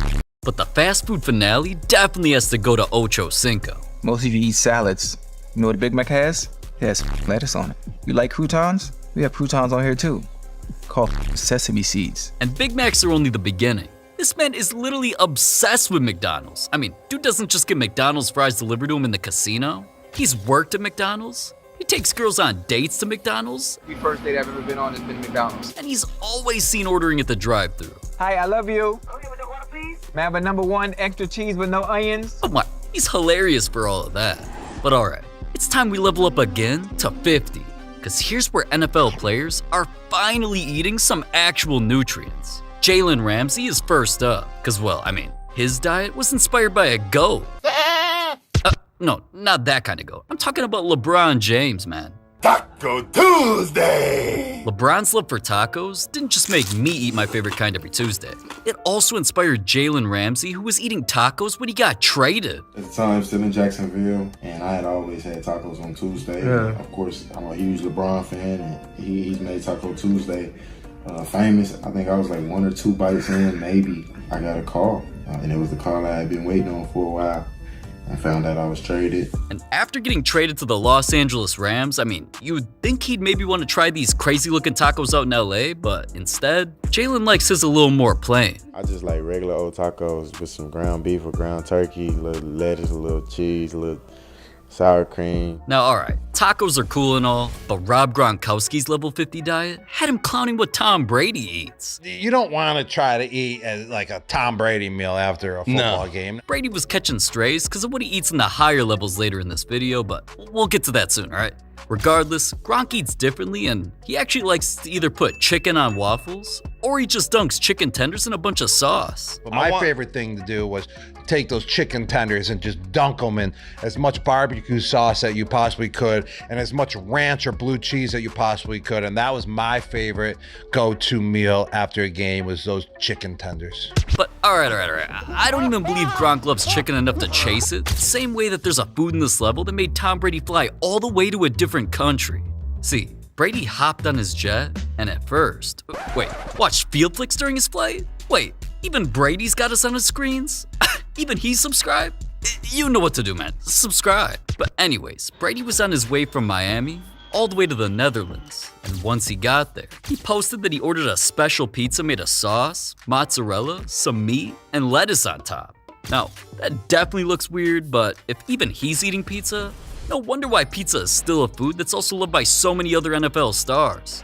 Matt Stafford, Peyton Manning, Amon-Ra St. Brown, even Antonio Clown. And not only do plenty of NFL stars literally star in pizza commercials like my boy Justin Jefferson. Stuffed crust? Buttery garlic spread? There's players like Lamar Jackson who eat pizza and went viral for drenching his chicken wings on hot sauce. I'm the chef, man. You're supposed to do that. Sometimes Kyler Murray pulls up in public to eat pizza just to see if anybody recognizes him. What's your name, bro? My name is Surya. Surya? What's your name? Kyler. It's a little saucy. What you think? A bit too saucy. A bit too sweet. The bread ain't bread. And after all of that, even Stephon Diggs got involved with pizza, worth over $1 million. Stephon Diggs partnered with Domino's after he suffered a devastating injury that ruined his and all of his fantasy owners' seasons. So whether it was a garlic butter stuffed crust pepperoni pizza or any other combination, the injury not only had Diggs and Domino's bless fans with free pizza, I'm teaming up with Domino's to give away $1 million in free emergency pizzas. To get some free food, all you needed to do was download the Domino's app and upload a screenshot of Diggs in your lineup. Now, alright, as much as I'm fiending for pizza now, the different food at level 75 had players doing crazy things like competing in food competitions. There's someone who eats more food per day than the average lion. And there's even some golden food that belongs in a jewelry store. I had the 24 karat gold bacon. 24 karat gold bacon? Yeah, it was great. Now, don't even get me started on man's eating bacon covered in gold flakes, because golden food still wasn't as expensive as the 2 burgers Marshawn Lynch ate. Starts off with A5 Wagyu patty. It's basted with truffle veal jus, sake rubbed cheddar. It comes with a house-made purple Okinawa potato roll. Alright bro, we get it. The burger comes with exotic ingredients that make it cost how much? Yeah, this is a $1,200 burger. But yet, I bite into this and it feel like I just bit into an old couch cushion. Now, alright, maybe the even more expensive burger he tried tastes better, because it's got truffle that was flown in from Italy, special cheese, crab legs, and caviar. Ooh, juicy. This is unlike any burger I ever tasted in my life. It better. The damn thing costs $1,500. But alright, other players eat other food with their level 75 diets. Like the healthier food that not only took over the NFL, it had players competing in eating competitions. Since Uncrustables are the NFL's favorite nutritional snack, and it's been reported that players eat 80,000 per season to be exact, that's why multiple Eagles players were about to compete against one professional who holds the record for 20 Uncrusties eaten in a minute. You guys are But even though the players had over a minute head start, they shoved their faces and were only able to eat 27, while the professional was able to get down 44. 44 is crazy, but could any of them keep up with JJ Watt's diet that has him eating more than a lion? It's been calculated that a king of the jungle eats between 5,000 and 10,000 calories per day, which is way more than the 2,500 that an average man is supposed to eat. But JJ Watt, he's built different than average. Obviously, just look at him. I mean, honestly, I eat probably 7 to 8 times a day. His breakfast consists of 6 eggs, 2 pieces of toast, oatmeal, even yogurt, then some milk, water, and orange juice to wash it down, with an apple and a banana. Lunch is 3 chicken breasts with pasta and broccoli. Lunch number 2 is more chicken with sweet potatoes. Then both dinners include lamb with pasta and a steak fillet with more pasta. Now, I'm no math teacher, but all that adds up to 9,000 calories per day, making JJ a certified Big Bag. But here at level 100 is where NFL players have the craziest, strictest, most healthy, most expensive diets in the entire league. Starting with Derrick Henry. I mean, just look at this man. And good thing man's got a fat contract, cause just the food for his strict diet costs him $100,000 per year. I usually just have my normal morning breakfast, which is spinach, avocado, and kale. And if it's a game day, I usually have a banana with it. A strict breakfast like that is only the beginning of his expensive diet, cause Henry hired a personal chef that's always cooking him gluten-free pancakes, scrambled eggs, diced potatoes, and some steak for lunch. Then for dinner, he always eats 3 chicken breasts, rice, even some broccoli. But when he isn't washing that down with over 10 glasses of water a day, Henry keeps his bones healthy by drinking milk straight out the gallon. Now, alright, after all that, I can see why man's a beast on the field, and spending that $100,000 per year on a chef is definitely worth it. But I never thought a diet in this level would involve Christian McCaffrey's blood, until he admitted this. But the biggest thing I do when it comes to diet is I get blood work done 3 times a year. Doctors are constantly deep diving just to study his blood, and they determine the best and the worst possible foods for his body's performance. So based on the results, McCaffrey not only cut out chicken, tuna, and wheat out of his diet, he started eating things like salad, turkey, bison, salmon, and almonds. A lot of protein, a lot of veggies, carbs after the workout, a lot of greens in my diet. Now, was switching his diet like this completely worth it? Well, after eating all of that, he became a better NFL player than ever, so you tell me. But not every level 100 diet is so deep. Like, AJ Brown just loves level 100 food. That's why he posted his meals, which included a huge bacon omelet for breakfast, steak and salmon for lunch, with some chicken and even more steak for dinner. Now, that isn't funny at all, but Puka Nacua is. Cause he may eat level 100 foods, but he hates healthy things like vegetables. They literally forced him to substitute them for fruit, like pineapple and watermelon, cause according to him, those are how I get some of my fiber just cause, you know, I gotta poop somehow. Now, alright, some players choose to eat healthy. Cam Newton was forced to, after a devastating injury. Cam went for a tackle during a game and completely tore his rotator cuff. So we did some research and found what diet could help him recover the best from surgery. I'm vegan now. Oh. And since that type of diet can provide extra nutrients for healing and reducing inflammation, it did end up helping Cam. I would have thought, me going vegan, I would be losing a lot of weight. I'd be losing a lot of energy and things like that, but it's actually been flipped. And after realizing that, Cam kept eating things like chips and guac, a popular vegan cauliflower dish, barbecue carnitas tacos made with a plant-based meat, and his favorite, a fake meat burger. Russell Bud, my guacamole. And there you have it. Now, alright, putting meat in your mouth is one thing, but when it comes to Justin Fields, his meal of choice is a bit different. Think if I had to choose, one thing to eat for the rest of my life, this would, definitely be in strong consideration. Acai bowls are what he be eating on. Justin puts coconut and granola all over his bowls that are topped with strawberries, blueberries, bananas, honey, and protein powder. But he doesn't just order them to his house. He had his favorite acai spot catered to one of his football camps. Now, I could believe all of that, but Tom Brady's diet is not only what fueled him to become the GOAT, he's trying to get the entire world to eat his same diet. For literally decades now, Brady's diet has included things like organic protein waffles and his super smoothie made of only the healthiest ingredients. It's ready to go. Other than that, Brady also eats these things. Eat a nutrient-rich diet consisting of mostly plant-based foods. And since a diet like that has kept him healthy for so long, Brady created the TB12 cookbook to give everyone a chance to eat like him. Just scrolling through it, you can see it's full of Brady's personal meals that all follow his strict diet. From cauliflower crust pizza to berry protein waffles, he's got it all. And eating like that is definitely what's kept him alive. But the final level 100 diet goes to Russell Wilson, because he changed how he ate after the closest person to him died. Russ's dad was his best friend and mentor ever since he was a little kid, until his dad started getting sick, and because of a high sugar diet, he not only developed diabetes, he sadly passed away.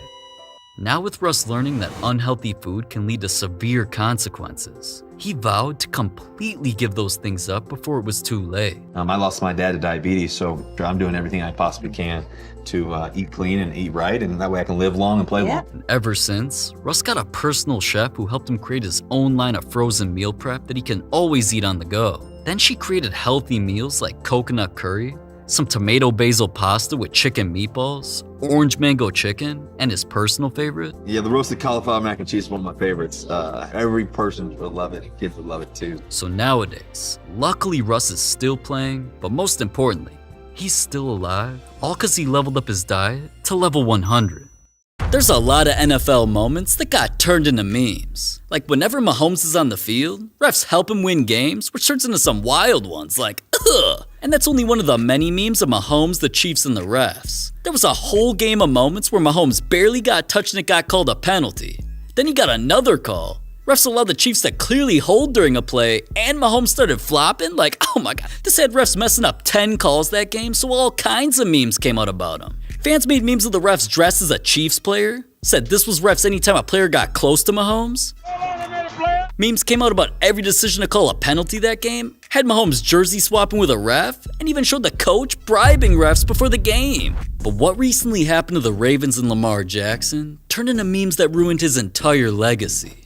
Even though Lamar's known to be legendary in the regular season and is the best player in the league at times, the playoffs are when things are completely different for him because he chokes year after year. And recently, with his legacy on the line, this man turned the ball over twice, pretty much lost his team the game, and got him eliminated from the playoffs again. This had memes flooding social media, and a lot of them got pretty out of pocket. Fans clowned that he had less Super Bowl appearances than Taylor Swift, switched his career into a McDonald's employee and DoorDash driver, then they gave Lamar head game by comparing him to other great athletes who choke in the playoffs like Harden, Embiid, Judge, and Doc Rivers. But the craziest memes of them all were, wait a minute, is that a bird? Is that a plane? Oh wait, they turned Lamar into a superhero? Regular season man? But Lamar's teammate Mark Andrews got memed way worse. Over such a ridiculous mistake, it got him hated by an entire city and had people threatening to kill him. Cause in the biggest game of Mark's life, his mistakes started with a fumble. Then when he had another opportunity to redeem himself, Mark dropped the easiest catch of his entire career. Him and his squad pretty much lost right there, which had him pissed, his teammates pissed, and honestly, I was the most pissed. Fuck you, Mark, you ugly ass boy. I can't wait for the Ravens to trade you. Anyways, that situation had the entire city threatening him with crazy hashtags that I can't even show on YouTube. And people were threatening to kidnap him. The memes got even crazier though. Like when fans turned Mark into a response to text conversations, someone put his lowlight on the hub. There were even memes of trading Mark for two other gentlemen. And there was even a meme that said, Mark Andrews won't screw the whole team today, with a picture of a known thoughts head on his body that literally did screw a whole team. But the craziest memes about Mark said this was him during the final play. And apparently, this was every Ravens fan to Mark after the game. Yeah, you guys suck at your job. I'm gonna come down there and beat those. Get ready. You better start stretching. I'm gonna air you out, dumb. Unreal, man. And Mark was actually getting death threats because of what he did. But 3 other NFL players got memed, all because of their size? Bryce Young is so small, memes were created about him the second he was drafted. And being only 5'10", not only do NFL legends think that's the reason he's been ass, fans stay always memeing Bryce's size. From showing him barely able to see over the podium during interviews, to memes about him looking like a 6th grader who's walking to class, and how this was Bryce escaping the pocket. There were even memes about him completely disappearing when his teammates stood up, and that he looks like a Make-A-Wish kid who got to spend a day with his favorite team. But Kyler Murray's size got him memed even worse. He's also short. So fans put him standing on a chair on draft night. Then they made his jersey only big enough to fit a toddler. And after saying this is how Kyler would look during a team practice, so many memes were made clowning his height and how small he was on the field that someone shrunk him into the size of a football and used Mini Murray and Madden. But DK Metcalf's size is the complete opposite of those guys. I mean, he's big and black, so you already know dude's got a huge meme about him. This man is jacked as hell, with abs so crazy that they look fake. So him just flexing during a workout got him turned into a lot of funny posts. His body type gets compared to others in the NFL like DK vs Tom Brady. Then fans weren't just saying this is how commentators see DK. There was plenty of memes being made of him looking intimidating. One of him talking to Helen Keller, a cop asking DK if he's aware he was speeding, DK straight up telling a ref our ball. There was even one of DK getting a girl's dad kicked out of his own house. But not every meme is just about the players, because an NFL team got memed even worse over their $1 billion stadium. The Cowboys stadium is worth that much, so you'd think it had no flaws. But their old man owner Jerry Jones made a huge mistake that was about to go viral. The stadium's design caused CeeDee Lamb to miss a wide open touchdown, all because he was blinded by the sun. These random wide open huge ass windows allowed the sun to shine right into his eyes, and that happens to pretty much all the players every game, so CeeDee had to complain. Couldn't see the ball at all. The sun. Yes, 1000%. And after saying all of that, fans turned the situation into memes about it being a $1 billion stadium and doesn't even have a sun visor like a Honda Civic. They said this is how players act during games. Oh, no, I ain't seen nothing. I ain't seen nothing. Matter of fact, I'm blind in my left eye. Fans even came after Jerry Jones with memes like this one, how this was the owner while building the stadium, and there was even memes turning him into characters from The Office. Shut up about the sun. Shut up about the sun! But Russell Wilson got turned into an even bigger meme, just because his career fell apart. This man was absolutely legendary for the Seahawks. So when he got traded to the Broncos, not only was he expected to keep dominating, he hyped up the fans by creating a new slogan for the season. Broncos country, let's ride. Broncos country, let's ride.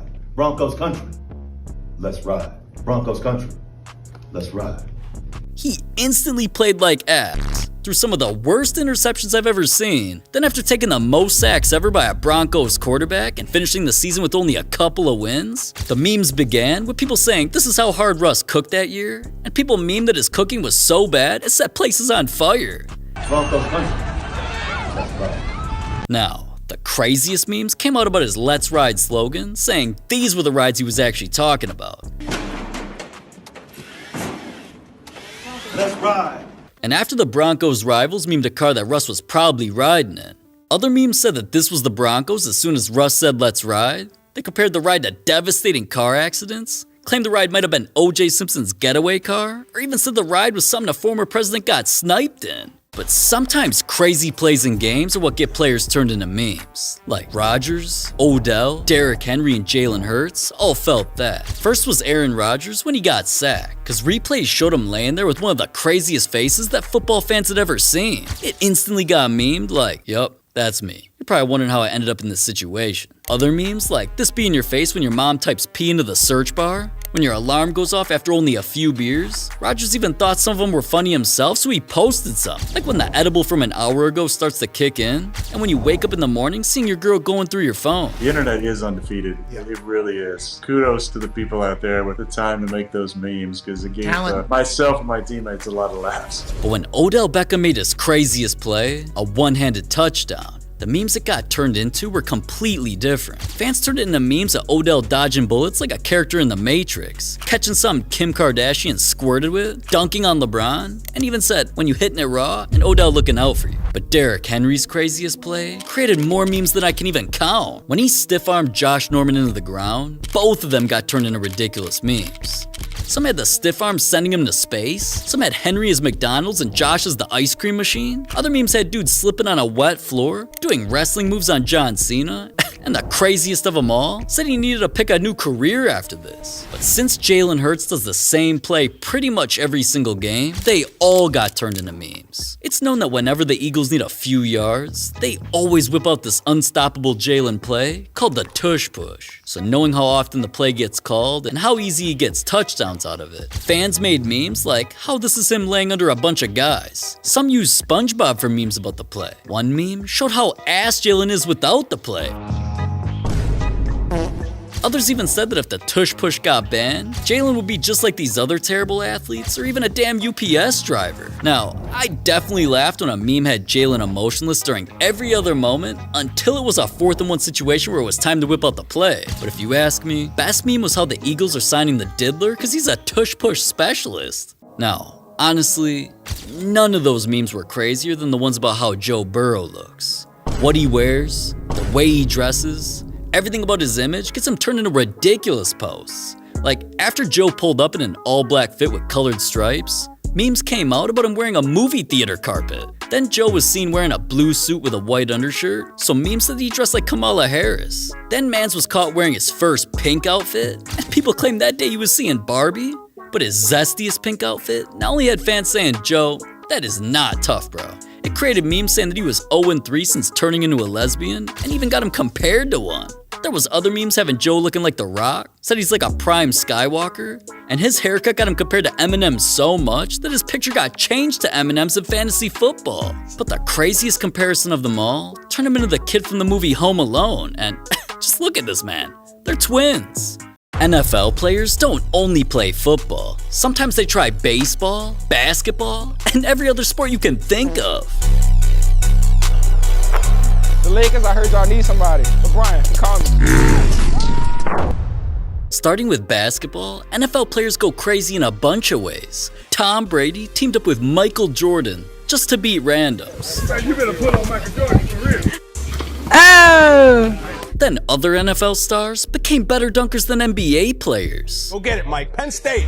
Oh, yeah, oh.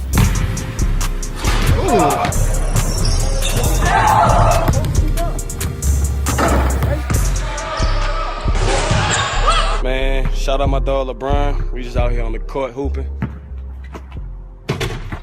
Oh my god. Now, here's Justin Jefferson, who not only did a photo shoot where he actually dressed as an NBA player, he made a video trying to convince the Lakers to get him. The Lakers, I heard y'all need somebody. Sign me up. LeBron, call me. Hey! Now, at least JJ isn't as cocky as Tyreek Hill when he's hooping. If I miss this shot, I'm gonna invite one subscriber to my house. Oh! Looks like I made it. Oh! He's hot now. I'm shooting behind that 4-point line too, though. Come here, Zell. Hey! Your daddy got that scrap, boy. I'm a shooter. But none of those NFL stars playing basketball became as controversial as when Patrick Mahomes tried, and it almost lost him $16 million. Mahomes had just signed a contract to play football for that much, and the deal banned him from playing any other sports, including basketball, to prevent him from getting injured. Now, seeing as Mahomes has always been a baller at heart and was a high school star, he couldn't help himself. He secretly went against his deal and risked playing until clips of him went viral. Fans instantly told him to stop, but since the situation was already trending, the Chiefs GM contacted Mahomes' agent saying, no more basketball for Pat, otherwise his contract would be voided and he'd lose all of his $16 million. But alright, not every sport that NFL players try becomes so controversial. Sometimes what they do in baseball changes their lives forever. There's been a lot of stars who threw out first pitches at MLB games. Lamar, Mahomes again, Saquon, Purdy, Gronk, Manning, and even the Kelce's, to Travis competing in a celebrity home run derby and winning with a walk-off bomb.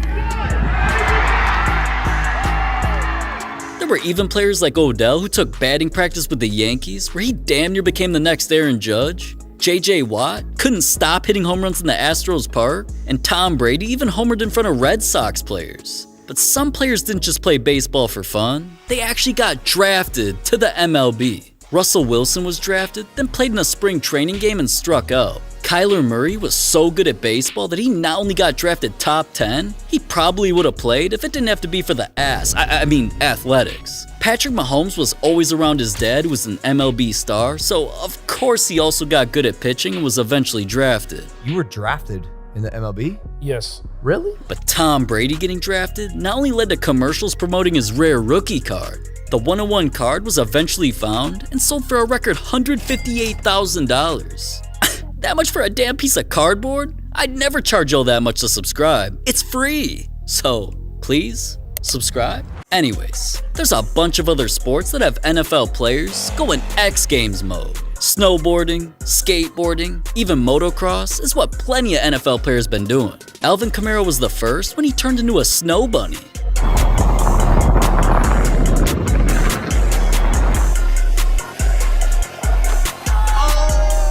Whoa, gnarly dude. And afterwards, he tweeted, "I can snowboard my ass off," which had the X Games official account telling him to pull up.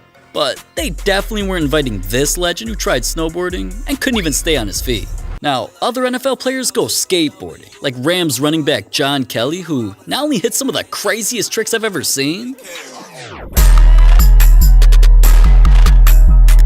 Mans even has a skating tattoo because he was a better skater than a football player. Christian McCaffrey isn't doing tricks though. He rides a different type of board that he can't live without. My electric skateboard, it's my baby right here. I love this thing. I live right in the city, so a lot of times going to work, just ride my skateboard. I have a little remote control, I just use that. I grew up actually when I was real little skateboarding, just with a couple of my buddies. Kind of kept to it, and at Stanford has a massive campus, so I cannot stand to walk. I don't like going on walks. Matter of fact, I'm so lazy that sometimes I will drive to practice and ride the longboard into the door. I refuse to walk, so it goes 22 miles an hour, maybe even more than that, so probably a little too fast. I've never hit that top speed. There are things in my contract that encourage me not to go that fast. I keep a steady pace, but it's fun for me they're easy to ride. The best part about them too is you have brakes, so you can actually slow down. Alright, cool story bro, but Marshawn Lynch rides harder than anybody. Cause not only did he get a custom beast mode dirt bike and do a photo shoot, he was seen whipping through the desert with a professional racer.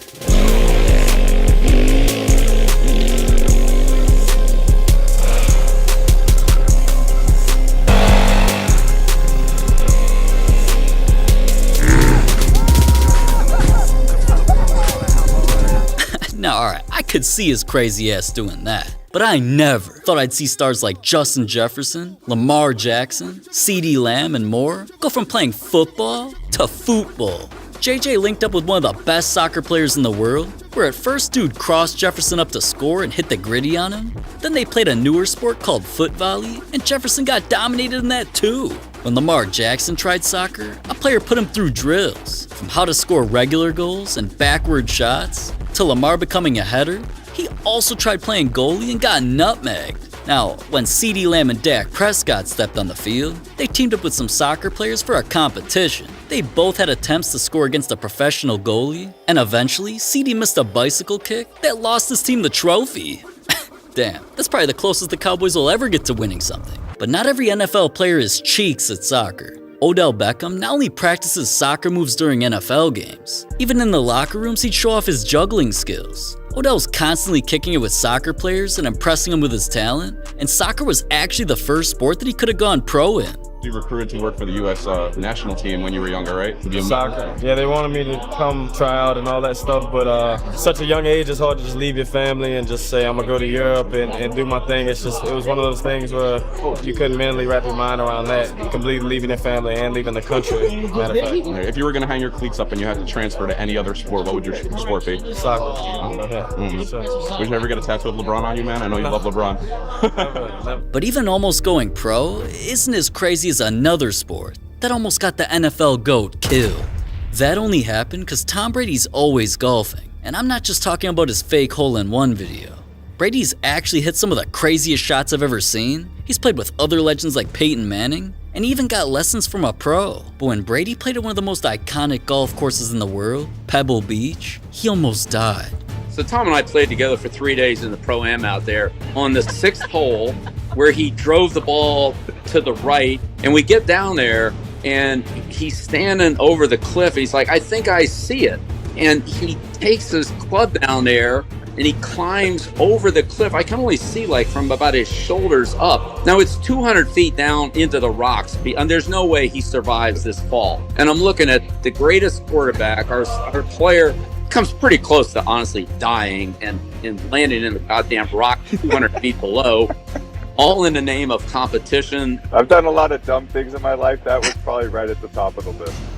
Thank God we didn't lose the GOAT. But other NFL players got some different experiences in golf. All of these players competed in a golf event for the Pro Bowl to see who could hit the longest drive. And even though some players tried to Happy Gilmore the ball and made a fool out of themselves, it all came down to one swing to beat 316 yards. Obviously that was going to be hard, but Jordan Poyer lined up and smashed his ball so hard that not only was everyone anticipating the distance, once it was measured, he actually beat it, so his entire squad was hyped. But Josh Allen was also hyped when he smacked some golf YouTubers. Now, not only was Josh's plan to get him faded just so he could win, he didn't even need to give himself that advantage, because this man was already hitting some insane drives and humiliating them by draining long putts. Don't you do it. Don't you do it. Don't you do it. Oh my! But another golf moment had Mahomes teaming up with the Swiftie to face off against golf lovers from another sport, Steph Curry and Klay Thompson. Now, I thought Mahomes would easily win because every day this dude practices golf in his backyard. But throughout the match, both teams were hitting crazy shots and keeping things close until the very end. Here's where Mahomes had a chance to win the match. Then he missed not just one easy putt, he choked harder than he did in the Super Bowl when he missed another putt and forced Kelsey to either win or lose with this next shot. Luckily, match over, Team Swiftie wins. But other NFL players tried different sports that could have put them in the Olympics. Now, DK Metcalf tried competing in track, which had all eyes on him in lane 2. And when the race started, it seemed like he could keep up until the others pulled away, so DK took last place. But Tyreek Hill did the complete opposite, because when he was gonna race and got put in lane 6, Tyreek dusted everyone so badly that not only were they barely in the view of the camera, it won Tyreek the United States Track and Field Championship. But this next player really proved he's a runner, he's a track star. And I'm not just talking about Marquise Goodwin's track-inspired touchdown celebrations, because he went from breaking the high school record for furthest long jump to getting the high score in other long jump events, and even performed so well during the Olympic qualifiers that he won. But players don't just do Olympic sports for fun. Another legend, Joe Thomas, used to weigh over 300 pounds, and he was so fat he had to lay down during practice. Until he got into swimming, where he trained in the pool so much that at first he got put into commercials. Then swimming made him go viral because it helped him lose almost 100 pounds and completely transformed his body into this. Now dude's ripped like Gronk. But speaking of him, a sport that he tried actually got him clowned by a professional. Because at first Gronk pulled up to the Tampa Bay Lightning's arena with his signed hockey jersey. Then after giving a motivational speech to their squad, Gronk got all his gear on. Now, dude's definitely a better skater than I thought, but when he tried to become a goalie, Gronk got scored on easily and not only let a pro completely embarrass him. They go in? He was also so bad at scoring goals himself that he got clowned. I tried going 5-hole. No, that was great, actually. No, it wasn't. But a completely different sport got an NFL legend put on the news. Pickleball is the fastest growing sport in America, surging by 40% in recent years to nearly 5 million players. The game isn't just for pros, though. Marcy Gonzalez of our Los Angeles station KCBS hit the court with several amateur players, including former NFL quarterback Drew Brees, who loves the game so much that he is now a team owner. And Drew Brees wasn't just on the news for owning a pickleball team. He opened up a few pickleball facilities, then even started his own pickleball festival that he's always competing in. I love the sport because it is something that everyone can do. Like literally you and I could go out on the street in New Orleans right now and we could just pick 2 random people and grab 4 paddles and say, hey, let's have a game. And we could go out there and we could have fun, right? Like think, is there any other sport where you could do that? No, any other sport requires some level of maybe experience or athleticism but pickleball is just, it's very inviting. And since anyone can play it, I've been seeing plenty of other NFL stars trying it out. Gronk beat Eli Manning in a game, TJ Watt played against his teammate, Cam Newton teamed up with Tim Tebow, and Marshawn Lynch, well, he should just stick to football, man. This is the first time I've ever heard of this game.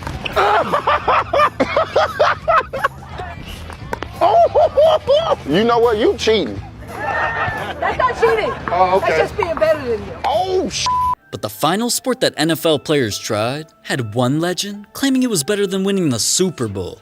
Jerome Bettis wasn't just hosting bowling programs showing kids how to play.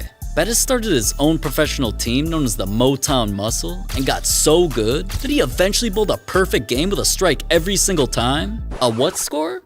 300. I was bowling a perfect score, a 300. That was, I think, my biggest sports accomplishment. Even, winning the Super Bowl does not compare to a 300 game because you have to be perfect. Alright, dude is definitely tripping for saying that. And he isn't even the best bowler in the NFL. Because unlike these Falcons receivers who were so bad, they couldn't even keep the ball in the lane. NFL legend Terrell Owens also started his own team, competed in professional events, hosted tournaments where pros hit trick shots, and even dominated during a celebrity bowling event where he eventually helped win his team the trophy. So as you can see, NFL stars do more than just play football. And you can do more by just clicking this video.